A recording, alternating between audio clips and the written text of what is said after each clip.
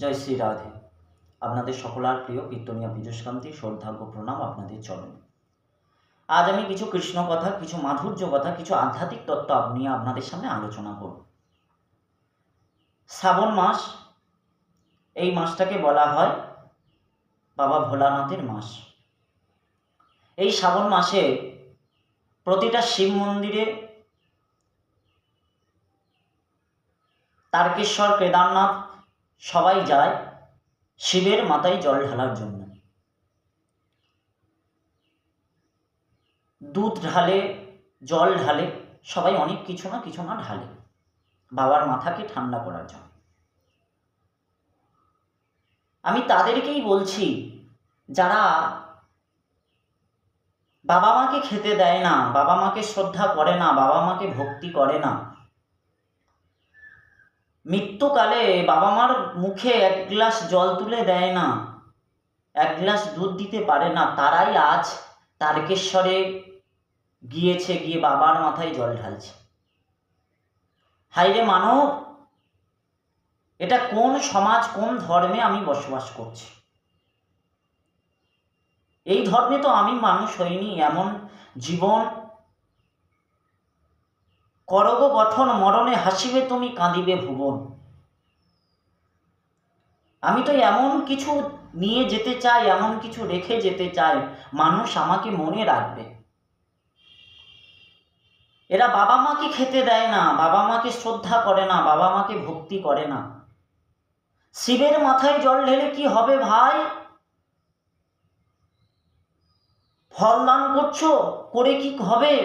আজ যারা রাস্তায় পড়ে ভিখারি, যারা খেতে পারে না, তাদেরকে এক গ্লাস দুধ দাও না, তারাই তোমাকে আশীর্বাদ করবে। তাদেরকে দেওয়া মানে ভগবানকে দেওয়া। ভগবান ভগবান বলে মন্দিরে যাচ্ছেন, মন্দিরে ভগবান নেই। ভগবান ভগবান বলে বৃন্দাবনে ছুটে যাচ্ছেন, গয়া, কাশী, পৈরাগ, হাজার হাজার লক্ষ লক্ষ টাকা খরচ করছেন, কিন্তু মাটির। রামকৃষ্ণ পরমহংসদেব একটা কথা বলেছিল, ওরে শালা, খড় মাটির ভিতরে আমার মা নেই, মা তো মায়ের ভিতরে আছে। মাকে যদি পেতে চাস, তাহলে মায়ের ভিতরে মাকে খোঁজ। তাই মাকে যদি পেতে চান, মায়ের ভিতরে মাকে খুঁজতে হবে।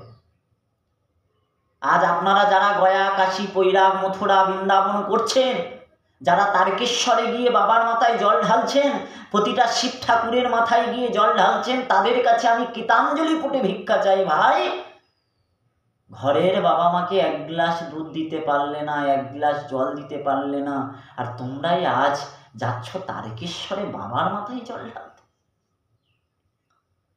বাবা সেই জল গ্রহণ করবে ভাবছো? মোটেও নয়।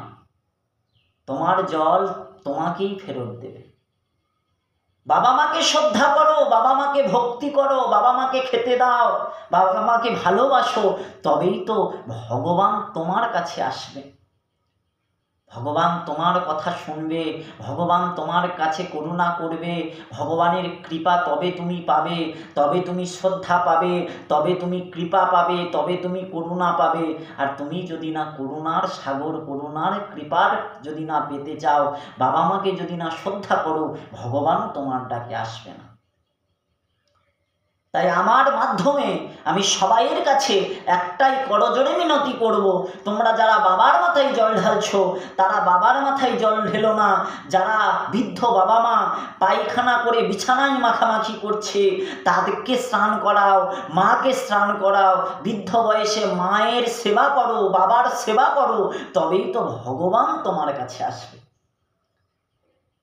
ভগবানের কৃপা, ভগবানের করুণা, ভগবানের দয়া যদি পাও, তবে ভগবানের করুণা যদি পেতে চাও, তাহলে বাবা মাকে শ্রদ্ধা ভক্তি ভরে বাবা মাকে খেতে দাও, বাবা মায়ের কাছে বাবা মায়ের শ্রদ্ধাঞ্জলি দাও, তবে তুমি ভগবানকে পাবে। ভগবান ভগবান বলে মন মন্দিরে ঘুরো না, বাড়িতে বসেই তুমি ভগবানকে পাবে। ধ্রুব মহারাজ সে বাড়িতে বসে ভগবানকে পেয়েছে, প্রহ্লাদ মহারাজ সেও ঘরে বসে ভগবানকে পেয়েছে। তারা যদি ঘরে বসে ভগবানকে পায় ভাই, তোমার কি, তুমি পাবে না তার কি গ্যারান্টি আছে? তুমিও পেলেও পেতে পারো। তাই আমি আপনাদের মাধ্যমে সবাইয়ের কাছে গীতাঞ্জলি পুটে বলবো যে সবাই বাবা মাকে সেবা করো, বাবা মাকে ভক্তি করো, বাবা মাকে খেতে দাও, তবেই তোমরা ভগবানকে, ভগবানের করুণা, ভগবানের কৃপা পেলেও পেতে পারো। আমার কথা কারোর খারাপ লাগতে পারে, কিন্তু আমার কথাগুলো মন দিয়ে বিচার করুন।